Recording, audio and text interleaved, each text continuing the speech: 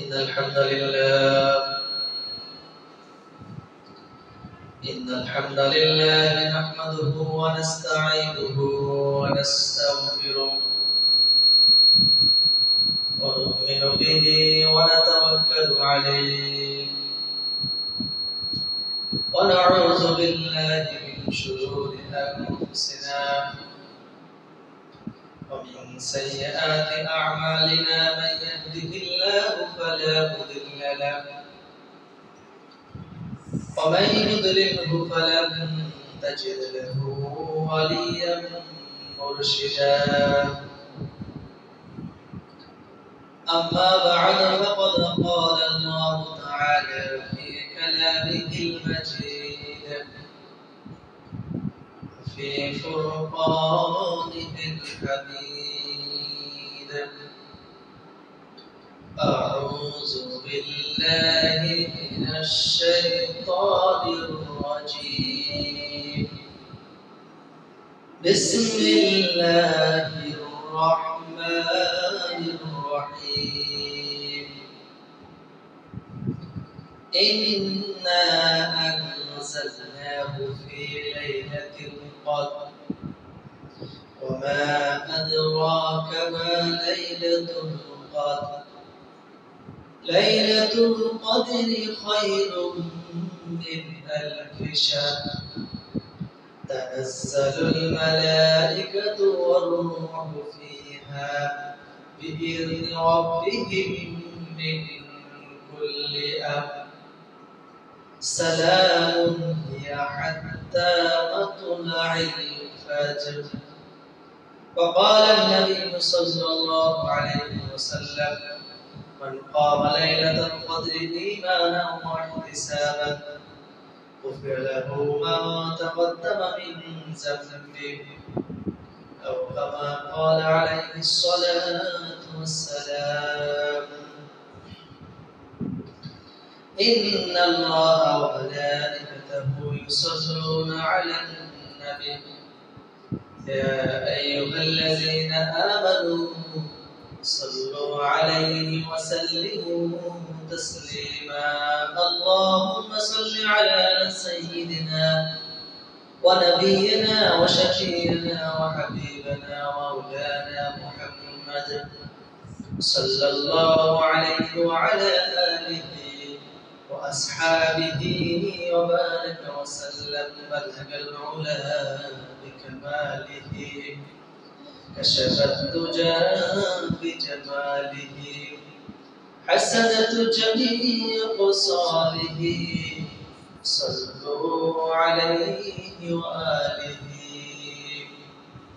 मेरे दिल से पर्दा उठा दे खुदाया तू अपना तजल्ली दिखा दे खुदाया बलगल उला बिकमालिही कशफ الدجى بجماله حسنة جميع خصاله صلوا عليه وآله. الحمد لله ثم الحمد لله. আল্লাহ পাক রব্বুল আলামিন দরবারে লক্ষ লক্ষ শুকর সুজুদ যে আল্লাহ পাক রব্বুল আলামিন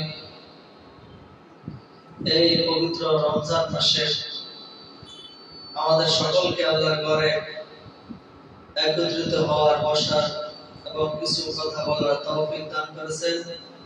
এই কারণে মনে করতে পারে শুকর আদায় করে আলহামদুলিল্লাহ। আল্লাহ পাক রব্বুল আলামিন আমাদেরকে রমজান মাসে অনেকগুলো নিয়ামত দান করেছেন। এই রমজান মাস রহমতের মাস, বরকতের মাস, নিয়ামতের মাস। তিনি আমাদেরকে অনেকগুলো নিয়ামত দান করেছেন। এই নিয়ামতগুলোর মধ্যে সর্বপ্রথম নিয়ামত হলো কোরআন। আল্লাহ তাআলা এই রমজান মাসে পবিত্র কোরআন নাযিল করেছেন।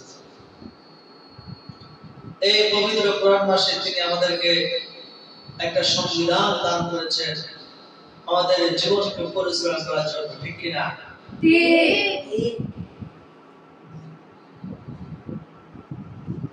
এই সংবিধান হলো তাদের জন্য যারা এই কোরআনকে মানবে। এই রমজান তাদের জন্য যারা এই সংবিধানকে মানবে। যারা এই সংবিধানকে মানবে না, রমজান তাদের জন্য না। যারা এই সংবিধান মানবে না কিন্তু রোজা রাখবে, তাদের রোজা হলো লৌকিকতার জন্য, লোক দেখানোর জন্য। আল্লাহ তাআলা কোরআনের মধ্যে বলেন, হুদাল লিন-নাস ওয়া বাইয়িনাতিন মিনাল হুদা ওয়াল ফুরকান। এই কোরআন সত্য এবং মিথ্যা পার্থক্যকারী। তাহলে যারা এই সংবিধান মানবে তারা হলো সত্যবাদী, ঠিক কিনা? ঠিক। আর যারা এই কোরআন মানবে না তারা হলো মিথ্যাবাদী, ঠিক কিনা? ঠিক। তাহলে এই কোরআন সত্য এবং মিথ্যাকে পার্থক্য করে। তার রোজা হলো তাদের জন্য যারা এই সংবিধানকে মানবে। যারা সংবিধানকে মানবে না তাদের রোজা কোনো কাজে আসবে না। 2 নম্বর নিয়ামত হলো সিয়াম। এই মাসে আল্লাহ তাআলা আমাদের উপরে রোজা ফরজ করেছেন, ঠিক কিনা? ঠিক। আল্লাহ তাআলা এই রমজান মাসে আমাদের উপরে রোজা ফরজ করেছেন। বিশ্বনবী সাল্লাল্লাহু আলাইহি সাল্লাম হাদিসের মধ্যে বলেন, যে ব্যক্তি ঈমান সহ সওয়াবের উদ্দেশ্যে রোজা রাখবে, কি রাখবে? রোজা রাখবে। আল্লাহ তাআলা তার জিন্দেগীর সমস্ত গুনাহগুলো maaf করে দিবেন। জিল্লা ওয়া সুবহানাল্লাহ। সুবহানাল্লাহ। তাহলে এই রমজান মাসে আমরা যদি সওয়াবের উদ্দেশ্যে রোজা রাখি, ঈমান সহ, আগে আমাদের ঈমান থাকতে হবে, ঈমান ঠিক রাখতে হবে। ঈমান ছাড়া রোজা কোনো কাজে আসবে না। আমাদের ঈমান ঠিক করতে হবে। ঈমান সহ সওয়াবের উদ্দেশ্যে রোজা রাখলে আল্লাহ তাআলা আমাদের জিন্দেগীর সমস্ত গুনাহগুলো maaf করে দিবেন। 2 নম্বর নিয়ামত হলো সাহরি। এই সাহরি একটা আমাদের জন্য অনেক বড় নিয়ামত।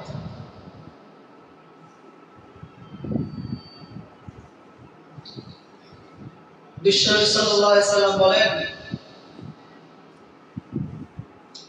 তোমরা সেহরি খাও। এই সেহরির মধ্যে তোমাদের জন্য কল্যাণ রয়েছে, বরকত রয়েছে। আমরা অনেকে দেখা যায় আমরা সেহরির প্রতি গুরুত্ব দিই না। অনেকে আমরা সেহরি না খেয়ে রোজা রাখি। সেহরি না খেয়ে রোজা রাখলে অবশ্যই রোজা হবে, কিন্তু সাহারি যেটা বরকত, একটা সওয়াব, ওইটা পাওয়া যাবে না। তাহলে যে ব্যক্তি সাহারি খাবে, বিশ্বকর্মা বলছেন এই সাহারি শুধু তোমাদের জন্য একটা নিয়ামত, বরকত না। এই সাহারি হলো তোমাদের জন্য রোগের, অনেক বড় বড় রোগের কি ঔষধ। এই সেহরিকে আল্লাহ তাআলা আমাদের অনেক রোগ আল্লাহ তাআলা আমাদের শরীর থেকে নিয়ে যান। তাহলে সেহরি শুধু আমাদের জন্য বরকত নয়, এই সেহরি আমাদের জন্য রোগের কি প্রতিষেধক। তাহলে আমরা রমজান মাসে যে আমরা সেহরি খাই, যেন আমাদের সেহরি মিস না যায়। হ্যাঁ, যদি কেউ ঘুম থেকে উঠতে পারে নাই, সেহরি ভুলে খাইতে পারে না, তার রোজা হয়ে যাবে, কোনো সমস্যা নাই। কিন্তু সেহরি যে একটা বরকত, ওটা সে পাবে না। তাহলে সেহরি আমাদের জন্য একটা নিয়ামত কিনা? জি জি। আরেকটা নিয়ামত হলো তারাবি বা কিয়ামুল লাইল। বিশ্বনবী সাল্লাল্লাহু আলাইহি সাল্লাম বলেন, যদি কোনো ব্যক্তি রমজান মাসে রাত্রিবেলায়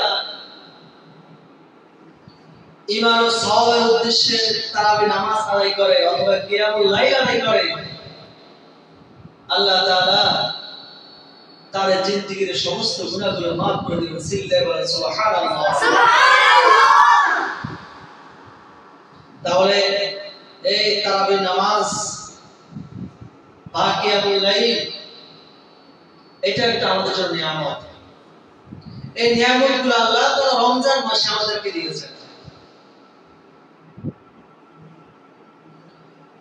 আরেকটা নিয়ামত আল্লাহ তাআলা আমাদেরকে দিয়েছেন, সেটা হলো ইফতার। সেটা কি?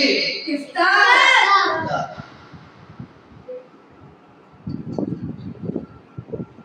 ইফতার অনেক গুরুত্বপূর্ণ একটা ফজিলত। বিশ্বনবী সাল্লাল্লাহু আলাইহি ওয়াসাল্লাম হাদিসের মধ্যে বলেন, তিন ব্যক্তির দোয়া আল্লাহ তাআলা ফিরে দেয় না। কয় ব্যক্তির দোয়া? তিন ব্যক্তি। এক নম্বর ব্যক্তি হলো ন্যায়পরায়ণ বাদশা। যদি কোনো ন্যায়পরায়ণ বাদশা আল্লাহর দরবারে দোয়া করে, আল্লাহ তাআলা তার দোয়া ফিরে দেয় না। দুই নম্বর হলো কোনো রোজাদার। যদি কোনো রোজাদার ইফতারের সময় আল্লাহর দরবারে দোয়া করে, আল্লাহ তাআলা তার দোয়া কবুল করে নেন, আল্লাহ তাআলা তার দোয়া ফিরায় দেন না। তিন নম্বর হলো মাজলুম, যার উপর অত্যাচার করা হয়। এই মাজলুম ব্যক্তি যদি আল্লাহর দরবারে দোয়া করে, আল্লাহ তাআলা তার দোয়া কবুল করে নেন। সিল্লাহ সুবহানাল্লাহ। তাহলে তারা ইফতারের সময়, দোয়া কবুলের সময়, বান্দা সারাদিন যখন রোজা রাখে ইফতার নিয়ে সামনে বসে, আল্লাহ তাআলা ফেরেশতাদেরকে জিজ্ঞাসা করে, হে ফেরেশতারা, আমার বান্দারা কেন বসে আছে? ফেরেশতারা বলে, ইফতার করার জন্য। আল্লাহ বলেন, তাদের সামনে এগুলা কি? ফেরেশতারা বলে, এগুলা খাবার। আল্লাহ আবার ফেরেশতাদেরকে জিজ্ঞাসা করে, তারা এত খাবার সামনে কেন খায় না? ফেরেশতারা বলে, আল্লাহ আপনার ভয়ে খায় না। সারাদিন রোজা রেখেছে, আপনার ভয়ে খায় না। যখন সময় হবে, যখন মুয়াজ্জিন মসজিদের মাইকে আল্লাহু আকবার বলে আযান দেবে, তখন তারা খাবে। তারা সারাদিন রোজা রাখছে, আপনার ভয়ে খায় না। আল্লাহ বলে, ফেরেশতারা, এই রোজাদার ব্যক্তি যে আমাকে ভয় করে, আমি আল্লাহকে দেখছি কিনা? ফেরেশতারা বলেন, না, আপনাকে দেখে নাই। আল্লাহ বলেন, হে ফেরেশতারা, তোমরা সাক্ষী থাকো, আমার বান্দারা আমাকে ভয় করে সারাদিন রোজা রেখেছে, সামনে ইফতার নিয়ে বসে আছে, ইফতারি খায় না, আমাকে দেখে নাই। আমাকে না দেখে তারা এত ভয় করে। তোমরা সাক্ষী থাকো, আমি আল্লাহ তাদের জিন্দেগীর সমস্ত গুনাহগুলো maaf করে দিলাম।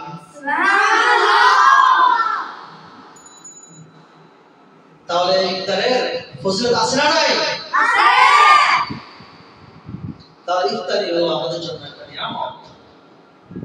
এই ইফতার সময় আল্লাহ তাআলা বান্দার সমস্ত গুনাহ maaf করে দেয়।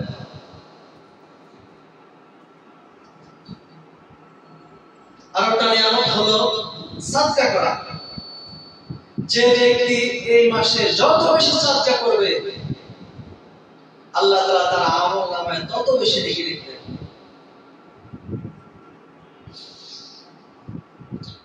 হযরত আব্দুল্লাহ ইবনে আব্বাস রাদিয়াল্লাহু আনহু বলেন, বিশ্বনবী সাল্লাল্লাহু আলাইহি সাল্লাম সবচেয়ে বেশি দান করতেন, কিন্তু তিনি যখন রমজান মাস আসে, বিশ্বনবী সাল্লাল্লাহু আলাইহি সাল্লাম দানের হাত আরো বেশি বাড়িয়ে দেন। তাহলে রমজান মাসে দান করা, সাদকা করা আমাদের দরকার আছে না নাই? আছে। তাহলে আমরা রমজান মাসে কি করব? বেশি বেশি সাদকা করার চেষ্টা করব, ঠিক কি না? জি।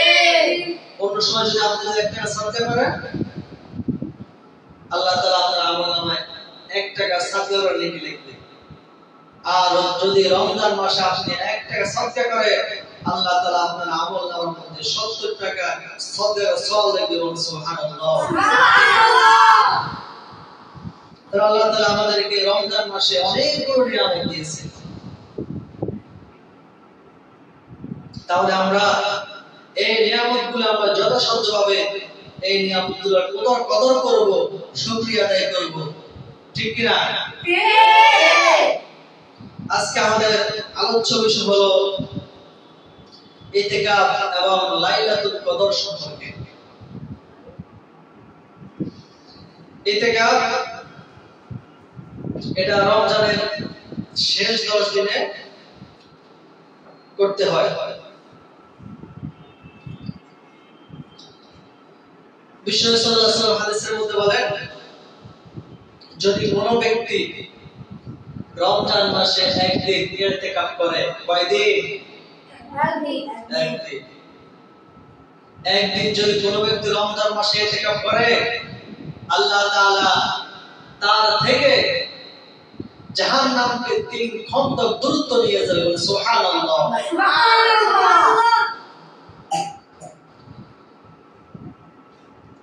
এক খন্দক হলো আসমান থেকে জমি যতটুকু দূরত্ব, এতটুকু। তাহলে কোনো ব্যক্তি যদি একদিন ইতিকাফ করে, কয়দিন? একদিন করে, তাহলে আল্লাহ তাআলা তার থেকে 3 খন্দক দূরত্ব জাহান্নাম নিয়ে যাবে। আর দুনিয়া থেকে আসমানের রাস্তা হলো একটা হৃষ্টপুষ্ট ঘোড়া যদি দ্রুত বেগে চলে, দৌড়ায়, তাহলে 500 বছর লাগবে। সুবহানাল্লাহ। তাহলে একদিন কোন ব্যক্তি যদি ইতিকাফ করে, তার থেকে আল্লাহ তাআলা 3 খন্দক দূরে জাহান্নাম নিয়ে যাবে। ইতিকাফ এত ফজিলত, এত ফজিলত। ইতিকাফ করতে হয় রমজানের শেষ 10 দিন। বিশ্বনবী সাল্লাল্লাহু আলাইহি সাল্লাম রমজানের শেষ 10 দিন কি করতেন? মসজিদে ইতিকাফ করতেন। আর তিনি যে বছর ইন্তেকাল করেছেন, তিনি ওই বছর শেষ 20 দিন তিনি ইতিকাফ করেছেন। ইতিকাফের উদ্দেশ্য হলো কি? লাইলাতুল কদর তালাশ করা। এর উদ্দেশ্য কি? লাইলাতুল কদর তালাশ করা। যদি কোনো ব্যক্তি ইতিকাফ করে এবং ইতিকাফ করা অবস্থায় কোনো ব্যক্তি যদি লাইলাতুল কদর পেয়ে যায় এবং যদি লাইলাতুল কদর পেয়ে সারা রাত ইবাদত করে, বিশ্বনবী সাল্লাল্লাহু আলাইহি ওয়াসাল্লাম বলেন, আল্লাহ তাআলা তার পূর্বের সমস্ত গুনাহ মাফ করে দিবেন। সুবহানাল্লাহ। সুবহানাল্লাহ। তাহলে এই ইতিকাফের কথা কোরআনের মধ্যে আল্লাহ তাআলা বলেছেন। আল্লাহ তাআলা কোরআনের মধ্যে বলেন, ওয়া ইয জা'আলনাল বাইতা মাসাবাতান লিন-নাসি ওয়া আমনা ওয়াত্তাখিযু মিন মাকামি ইব্রাহিমা মুসাল্লা ওয়া'idna ইলা ইব্রাহিমা ওয়া ইসমাঈলা আন তাহহিরা বাইতিয়া lit-তাইবিনা ওয়াল-'আকিফিনা ওয়ার-রুক'আস সুজুদ। আল্লাহু আকবার। আল্লাহু আকবার। আল্লাহ তাআলা বলেন, আর যখন আমি কাবা ঘরকে মানুষের জন্য নিরাপদ স্থান এবং সম্মানিত কেন্দ্র বানালাম এবং আমি আদেশ করলাম, তোমরা মাকাম ইব্রাহিমকে তোমরা নামাজের স্থান বানাও, আর আমি সাইয়্যিদানা ইব্রাহিম এবং ইসমাঈলকে আদেশ করলাম, তোমরা আমার ঘরকে সালাতকারীদের জন্য, তাওয়াফকারীদের জন্য, ইতিকাফকারীদের জন্য, রুকুকারীদের জন্য, সিজদাকারীদের জন্য পবিত্র করো। সুবহানাল্লাহ। সুবহানাল্লাহ। আল্লাহ তাআলা কোরআনের মধ্যে একটা কথা বলেছেন। ইতিকাফ কাকে বলে? ইতিকাফ অর্থ হলো অবস্থান করা, আবদ্ধ রাখা, নিজেকে আবদ্ধ রাখা। আর পরিবেশে ইতিকাফ বলা হয় ইবাদতের উদ্দেশ্যে, ইতিকাফের নিয়তে, ইবাদতের উদ্দেশ্যে ইতিকাফের নিয়তে নির্দিষ্ট সময় নির্দিষ্ট স্থানে যদি অবস্থান করাকে ইতিকাফ বলা হয়। আর ইতিকাফ হলো সুন্নতে মুআক্কাদা আল কিফায়া। সুন্নতে মুআক্কাদা আল কিফায়া অর্থাৎ যদি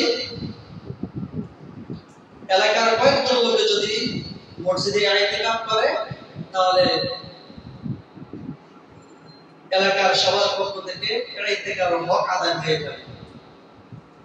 আর যদি কি হয়, যদি ইতিকাফ আদায় না করে এমন এলাকা, এই এলাকার মসজিদে কি হয় ইতিকাফে বসে নাই, তাহলে এলাকার সমস্ত মানুষ সুন্নতে মুআক্কাদা তরক করে গুনাহগার হবে। তাহলে ইতিকাফ যদি কয়েকজন বসে যায় তাহলে সবার পক্ষ থেকে এটা কি হয়ে যাবে, আদায় হয়ে যাবে। আর পুরুষের ইতিকাফের জন্য কয়েকটা শর্ত আছে। এক নম্বর শর্ত হলো মুসলিম হওয়া। এক নম্বর শর্ত কি? মুসলিম হওয়া। ইতিকাফ কিন্তু কোন অমুসলিম, ইহুদি, খ্রিস্টান, হিন্দু, বৌদ্ধ এদের উপর ফরজ না। ইতিকাফ ফরজ কার উপর? মুসলমানদের উপর। দুই নম্বর বালেগ হওয়া। দুই নম্বর কি হওয়া? বালেগ হওয়া। ইতিকাফ যারা বালেগ তাদের জন্য জরুরি, নাবালেগের উপর ইতিকাফ করা জরুরি না। যদি হ্যাঁ কোন নাবালেগ বাচ্চা যদি ইতিকাফে বসতে চায় মসজিদে আদব রক্ষা করে এবং শৃঙ্খলা ভাবে, তাহলে কোনো সমস্যা নাই। কিন্তু নাবালেগের উপর ইতিকাফ করা শর্ত না। তিন নাম্বার হলো নিয়ত করা। নিয়তকে সহি করতে হবে। ইতিকাফে বসতে হলে আগে নিয়তকে সহি করতে হবে যে আমি আল্লাহ তাআলাকে রাজি খুশি করার উদ্দেশ্যে এবং লাইলাতুল কদর তালাশের উদ্দেশ্যে আমি মসজিদে ইতিকাফ বসতেছি, এরকম নিয়ত সহি নিয়ত করে বসতে হবে। যদি নিয়ত সহি না হয় তাহলে ইতিকাফ কবুল হবে না। অনেক এলাকায় দেখা যায় এলাকার কেউ ইতিকাফে বসার জন্য নাই, তখন কি করবে মসজিদ কমিটি? তখন কয়েকজনকে টাকা দিয়ে বসায়। এরকম হয় না? অনেক জায়গায় আছে যে টাকার বিনিময়ে ইতিকাফ করে, টাকার বিনিময়ে যে ইতিকাফ করে তার ইতিকাফ তো কবুল হবে না, উল্টো তার গুনাহ হবে। এবং যারা ওকে যে উদ্দেশ্য নিয়ে বসাইছে তাদের উদ্দেশ্য পূরণ হবে না, আল্লাহ তাআলা তাদের উদ্দেশ্য পূরণ করবে না। টাকার বিনিময়ে বসে তার ইতিকাফ হবে না এবং এলাকার সবাই গুনাহ লাগবে। তাহলে টাকার বিনিময়ে অনেক এলাকায় ইতিকাফ হয় কিনা? টাকার বিনিময়ে ইতিকাফ করা যাবে না। তবে হ্যাঁ, যদি কেউ ইতিকাফে বসে, বসার পরে কেউ তাকে খুশি হয়ে কিছু হাদিয়া দিয়েছে, তাহলে সমস্যা নাই, দিতে পারবে হাদিয়া। কারণ ইমানদার ব্যক্তিকে হাদিয়া দেওয়া সওয়াবের কাজ। একজন চিন্তা করলো যে এই লোকটা তার দুনিয়ার সমস্ত কাজ করে রেখে, সংসার রেখে সে জায়গায় বসছে, 10 দিন সেখানে অবস্থান করছে, কষ্ট করছে, আমি তাকে কিছু হাদিয়া দিলাম, তাহলে কোনো সমস্যা নাই। কিন্তু যদি হাদিয়ার উদ্দেশ্যে ওই জায়গায় বসে তাহলে তার ইতিকাফ কবুল হবে না।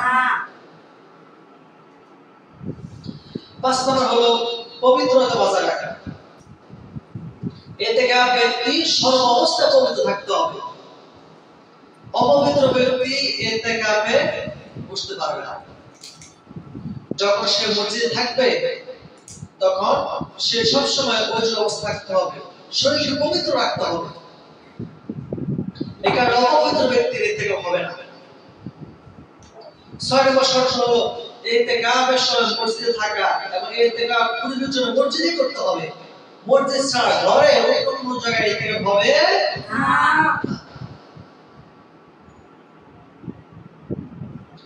এবং কেউ যদি চিন্তা করলো আমি অসুস্থ, আমি ইতিকাফ করার আমার নিয়ত আছে, আমি মসজিদে ইতিকাফ করব, মসজিদে না ঘরে ইতিকাফ করব, তাহলে তার ইতিকাফ হবে না। পুরুষের জন্য ইতিকাফের শর্ত হলো মসজিদে, যে মসজিদে 5 ওয়াক্ত নামাজ হয় ওই মসজিদে ইতিকাফে বসতে পারবে। 7 নম্বর শর্ত হলো ইতিকাফ করা অবস্থায় রাত্রি বেলা ঘরের মধ্যে থাকতে পারবে, অর্থাৎ স্ত্রীর সাথে রাত্রি যাপন করতে পারবে না। সে পুরো 10 দিন বসে থাকতে হবে। সে স্ত্রীর সাথে থাকতে পারবে না, স্ত্রীর সাথে রাত্রি যাপন করতে পারবে না। আল্লাহ তাআলা বলেন ওয়ালা তুবাশিরুহুন্না ওয়া আনতুম আকিফুনা ফিল মাসাজিদ তিলকা হুদুদুল্লাহি ফালা তাকরাবুহা কাযালিকা ইউবাইয়িনুল্লাহু আয়াতিহি লিন-নাসি লা'আল্লাহুম ইয়াত্তাকুন। তোমরা যখন মসজিদে থেকে অবরোধ থাকো তখন তোমরা স্ত্রীর সাথে রাতে যাপন করতে পারবে না। ফালা তাকরাবুহা, তোমরা তার কাছে যেতে পারবে না। তিলকা হুদুদুল্লাহ, সেগুলো হলো আল্লাহ তাআলার সীমাবদ্ধ। আল্লাহ তাআলা নিষেধ করেছেন ইতিকাফ করা অবস্থায় কেউ ঘরে থাকতে পারবে না, স্ত্রীর সাথে রাতে কাটাতে পারবে না। 8 নম্বর শর্ত হলো ইতিকাফের সময় সব সময় যেন আমরা ইবাদতের মধ্যে কাটাই। ইবাদতে মশগুল থাকা, কোরআন তেলাওয়াত করা, জিকির আজকার করা, আল্লাহকে ডাকা। যেন আমরা ইতিকাফের সময় আমরা ইবাদত ছাড়া যেন সময় না কাটাই, যেন আমরা বসে বসে গল্প না করে, ফাহিশা কথা না বলে। এই শর্তগুলো যদি আমরা মানতে পারি তাহলে আল্লাহ তাআলা আমাদের ইতিকাফ কবুল করে নেবেন। আর নারীদের জন্য ইতিকাফ করা শর্ত, নারীরা ইতিকাফ করতে পারবে। হাদিসের মধ্যে আছে হযরত আয়েশা রাদিয়াল্লাহু তাআলা তিনি যখন বিশ্ব সাল্লাল্লাহু আলাইহি সাল্লাম জীবিত ছিলেন তখন তিনি ইতিকাফ করতেন ঘরের মধ্যে। যখন বিশ্ব সাল্লাল্লাহু আলাইহি সাল্লাম দুনিয়া থেকে বিদায় নিয়ে চলে গেছেন তখন তাহার স্ত্রীগুলো অন্য স্ত্রীরা ইতিকাফ করেছেন, কিন্তু বিশ্ব সাল্লাল্লাহু আলাইহি সাল্লাম জীবিত থাকা অবস্থায় শুধু আয়েশা রাদিয়াল্লাহু তাআলা ইতিকাফ করতেন। এই কারণে যদি মহিলারা ইতিকাফ করে তাহলে ঘরের মধ্যে করতে পারে, কোনো সমস্যা নাই। নারীদের জন্য ইতিকাফ শর্ত হলো সর্বপ্রথম নারীদের জন্য ইতিকাফ শর্ত হলো স্বামীর অনুমতি নেওয়া। স্বামীকে নিতে হবে, অনুমতি নিতে হবে। নারীরা স্বামীর অনুমতি ছাড়া ইতিকাফ করতে পারবে না। 2 নম্বর শর্ত হলো পবিত্র থাকা। যে নারী পবিত্র থাকবে সে ইতিকাফ করতে পারবে, যে নারী অপবিত্র থাকবে সে ইতিকাফ করতে পারবে না। যদি কোন নারী অসুস্থ থাকে, হায়াজ নিফাজ অবস্থা থাকে, পিরিয়ড থাকে, তাহলে ওই নারীর জন্য ইতিকাফ করা শর্ত না, সে ইতিকাফ করতে পারবে না। 3 নম্বর হলো নিয়ত করা। নিয়তকে সহি করতে হবে। নিয়ত সহি করে নিয়ত করে ইতিকাফে বসতে হবে। ইতিকাফ নিয়ত করে ইতিকাফে বসতে হবে। 4 নম্বর হলো নিয়মিত ইবাদত করা। ইতিকাফ করা অবস্থায় ইবাদত করতে হবে। সারাক্ষণ ইবাদতের মধ্যে মশগুল থাকতে হবে, জিকির আজকার করতে হবে, কোরআন তেলাওয়াত করতে হবে। বিনা প্রয়োজনে সে যেখানে ইতিকাফ করবে এখান থেকে বের হওয়া যাবে না। পুরুষের ব্যাপারে সেম শর্ত। যখন পুরুষরা মসজিদে ইতিকাফ করবে ওযু ইস্তেজা ছাড়া, গোসল ছাড়া মসজিদ থেকে বের হতে পারবে না। মসজিদ থেকে যদি কোনো ব্যক্তি বিনা প্রয়োজনে বের হয় তাহলে তার ইতিকাফ ভঙ্গ হয়ে যাবে। সেম যদি কোনো নারীও যে স্থানে ঘরের যে স্থানে ইতিকাফে বসবে ওইখান থেকে যদি বিনা প্রয়োজনে বের হয় তাহলে তার ইতিকাফ থাকবে না, ইতিকাফ ভঙ্গ হয়ে যাবে। তাহলে আমরা রমজানের শেষ 10 দিন ইতিকাফ করব। এই থেকে আমাদের সবচেয়ে বড় উদ্দেশ্য হলো লাইলাতুল কদর তালাশ করা। লাইলাতুল কদর আমাদের দেশের মধ্যে একটা প্রচলিত ভুল। আমরা 27 তারিখে 27 রমজান আমরা লাইলাতুল কদর তালাশ করি, এটা ভুল। আল্লাহ তাআলা লাইলাতুল কদর কবে আমাদেরকে বলেন নাই, বিশ্বকে জানান নাই। আমরা লাইলাতুল কদর রমজানের শেষ 10 দিন আমরা বেজর রাত করে তালাশ করব। 21, 23, 25, 27, 29 আমরা এই রাত্রিগুলো আমরা লাইলাতুল কদর তালাশ করব, ঠিক কি না? জি। বিশ্বনবী সাল্লাল্লাহু আলাইহি সাল্লাম বলেন, যদি কোনো ব্যক্তি রমজান মাসে লাইলাতুল কদর পেল এবং লাইলাতুল কদর পেয়ে সে লাইলাতুল কদর হক আদায় করলো, সারা রাত ইবাদত করলো, আল্লাহ তাআলা তার পূর্বের সমস্ত গুনাহ মাফ করে দিবেন। চিল্লায়ে বলেন সুবহানাল্লাহ। তাহলে আমরা রমজান মাসে আমরা এই শেষ 10 দিনে আমরা বিজয় রাত্রিতে আমরা লাইলাতুল কদর তালাশ করব। আর লাইলাতুল কদর খুবই গুরুত্বপূর্ণ রাত। লাইলাতুল কদর খুবই গুরুত্বপূর্ণ রাত। এই রাতে আল্লাহ তাআলা বান্দার গুনাহ মাফ করে দেন। আল্লাহ তাআলা কোরআনের মধ্যে বলেন, লাইলাতুল কদরি খায়রুম মিন আলফি শাহর তানাজ্জালুল মালাইকাতু ওয়ার রূহু ফিহা বিইذনি রাব্বিহিম মিন কুল্লি আমর সালামুন হিয়া হাত্তা মাতলা'ইল ফাজর। লাইলাতুল কদর হলো 1000 মাসের চেয়ে উত্তম। সুবহানাল্লাহ, সুবহানাল্লাহ।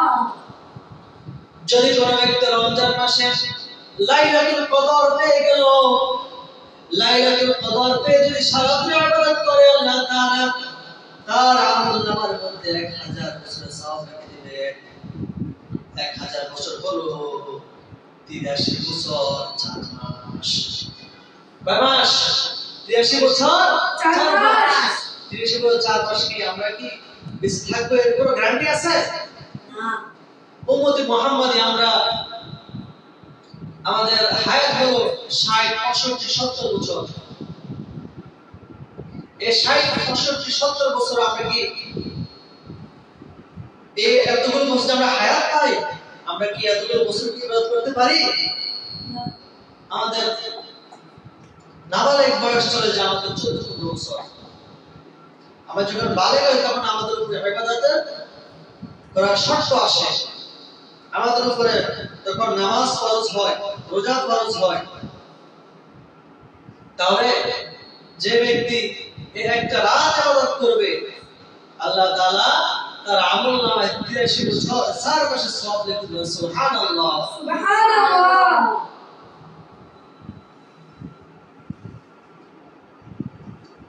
তাফসীর কিতাবের মধ্যে এসেছে, বনী ইসরাইলের জামানায় একজন আল্লাহর ওলি ছিলেন। কি ছিলেন? একজন আল্লাহর ওলি ছিলেন শামউন আল-গাজি। তিনি 83 বছর তিনি দিনের বেলা তিনি আল্লাহর রাস্তায় জিহাদ করতেন, আর রাতের বেলা তিনি ইবাদত করতেন। দিনের বেলা কি করতেন? আল্লাহর রাস্তায় জিহাদ করতেন, রাতের বেলা সে আল্লাহর দরবারে ইবাদত করতেন। কয় বছর? 83 বছর। যখন এই ঘটনা বিশ্বনবী সাল্লাল্লাহু আলাইহি ওয়াসাল্লাম শুনলেন এবং সাহাবারা যখন এই ঘটনা শুনলেন, তখন সবাই বিস্মিত হলেন এবং চিন্তিত হলেন। সবাই আফসোস করতে লাগলেন যে উম্মতি মুহাম্মদী বলে এর 83 বছর ইবাদত নাই। উম্মতি মুহাম্মদের কপালের মধ্যে এই 83 বছর পর্যন্ত 1000 মাস পর্যন্ত ইবাদত করার ভাগ্য নাই। আফসোস করতে লাগলেন। তখন আল্লাহ তাআলা বিশ্বনবী সাল্লাল্লাহু আলাইহি ওয়াসাল্লামকে সান্ত্বনা দেওয়ার জন্য সূরা কদর নাযিল করলেন। আল্লাহ তাআলা বলেন, ইন্না আনজালনাহু ফি লাইলাতুল কদর ওয়া মা আদরাকা মা লাইলাতুল কদর লাইলাতুল কদরি খায়রুম মিন আলফি শাহর তানাজ্জালুল মালাইকাতু ওয়ার রূহু ফিহা বিইذনি রাব্বিহিম মিন কুল্লি আমর সালামুন হিয়া হাত্তা মাতলা'ইল ফাজর ইন্না আনজালনাহু ফি লাইলাতিল কদর। আল্লাহ তাআলা বলেন, লাইলাতুল কদরে আমি কোরআন নাযিল করেছি। কি নাযিল করেছি? কোরআন নাযিল করেছি। আল্লাহ বলেন, ইন্না আনজালনাহু ফি লাইলাতিল কদর, এই লাইলাতুল কদরে আমি কোরআন নাযিল করেছি। বিশ্ববার কষ্ট করে নামাজ কামা লাইলাতুল কদর। লাইলাতুল কদর আপনি কি জানেন?